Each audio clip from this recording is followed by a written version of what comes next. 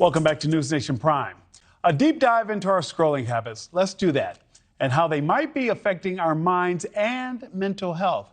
How may our digital world be overloading our brains with dopamine, that feel-good chemical?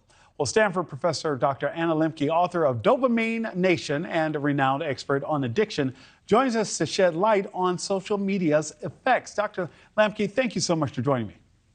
Oh, you're very welcome. I'm happy to be here. Talk to me about some of the things that we are constantly doing that you have concerns about. Well, the digital images that we consume on our digital devices are highly reinforcing. They work on the same neural circuitry as drugs and alcohol and sugar and other behaviors that we do repetitively and compulsively. So in effect, digital media, including social media, is a drug. And we have to have a really healthy respect for anything that's a drug that we put into our brains, because what it means is that we are then vulnerable to becoming addicted to that medium. Dr. Lembke, am I dismissing it because I am one of those who each morning I video vlog, hey, good morning, I video myself jumping rope, and I have other people that I interact with because they jump rope? Is that in itself an addiction? Absolutely not. So social media can be a wonderful way to make real and meaningful and positive human connections.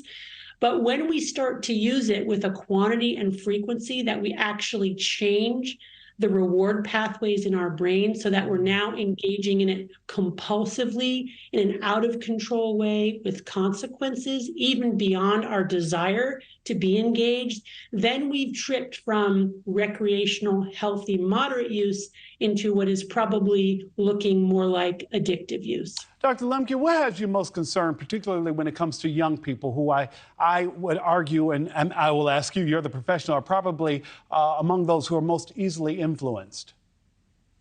Well, the concern for young people is that their brains are at a crucial point in development. What happens in the teenage years is that we prune or cut back on the neurons that we're not using, or myelinate and make more efficient the neural networks that we use most often. And this process of pruning continues until about age 25, when it's essentially done. That means adolescence is the time when we are creating the neurological scaffolding that will serve us for our entire adult lives. So it's really important that we develop healthy habits. And that means we learn how to have a relationship with the technology that is reinforcing, positive, leads to positive human connections, but not a relationship with the technology that just is simply about chasing that next dopamine hit that gets us into that compulsive vortex that we think of as addiction. Dr. Lembke, thank you so much for this, because I will be cognizant of how much time I spend on social media as a result. Dr. Lembke, thank you so much for joining us. Yeah, you're welcome. Thanks for watching. Go to newsnationnow.com to find News Nation on your television provider. And don't forget to subscribe. Click the red button to get more of News Nation's fact-driven, unbiased coverage.